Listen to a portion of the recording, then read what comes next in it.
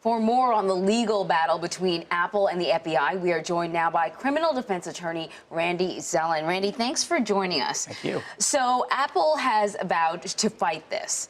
What steps do they take legally to ensure that they're not forced to create a backdoor into their own phones? Well, what will happen is Apple will go into court and they will make a motion to kill whatever the legal process that they've been served with to do this, whether it is an order, whether it is a subpoena, whatever it is. They go in and say, Judge, this is not cool. This has to be killed here and now.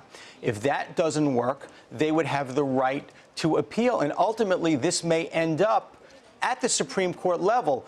That's the good news, and let the real smart people figure out what to do.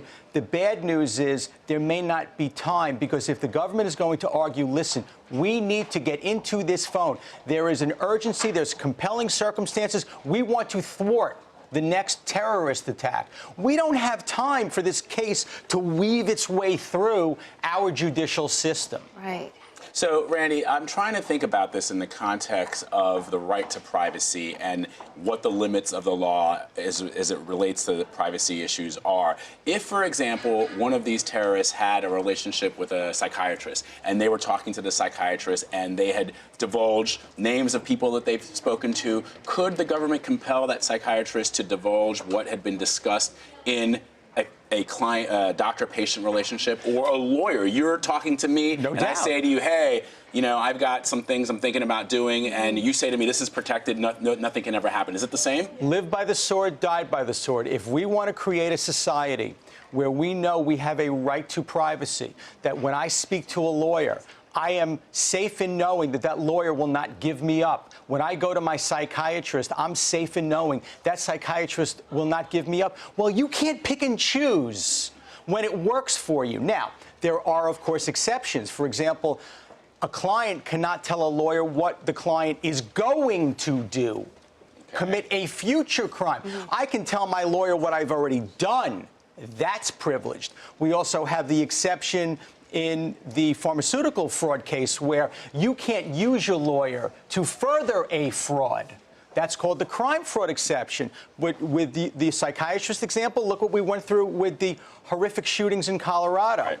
Were the psychiatrist's notes, conversations, were those privileged, or was that privilege waived? Not because he said horrible things to the psychiatrist, but if you put your own psychiatric condition and issue, then you waive it. Or if you give it to a third party, you waive it. But yeah, the right to privacy has got to prevail here. So what's sort of interesting about this current argument is, you know, the Supreme Court has actually already weighed in on issues with privacy and your own personal phone.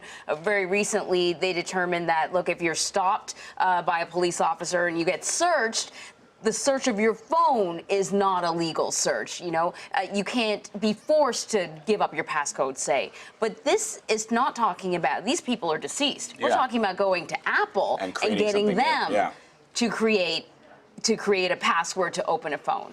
This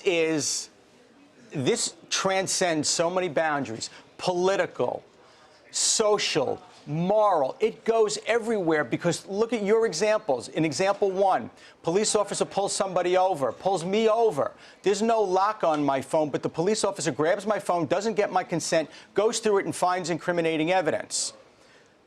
The court may very well say, no, you've got to go get a warrant first. I want a neutral, detached magistrate to determine whether or not there is reasonable cause and it's okay for you to grab that phone. Now, let's say the phone is locked.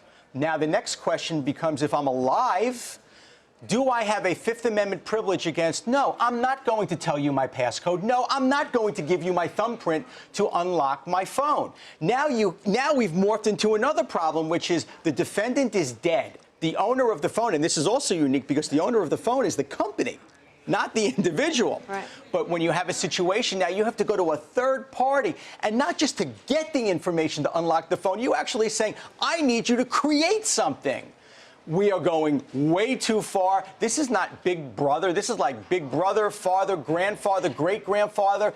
This is not what the Constitution envisioned. The problem is at the time of the drawing of the no Constitution, internet. we didn't have no cell phones and no internet. Right. But so, and I think, you know, the question that a lot of people are going to have is this.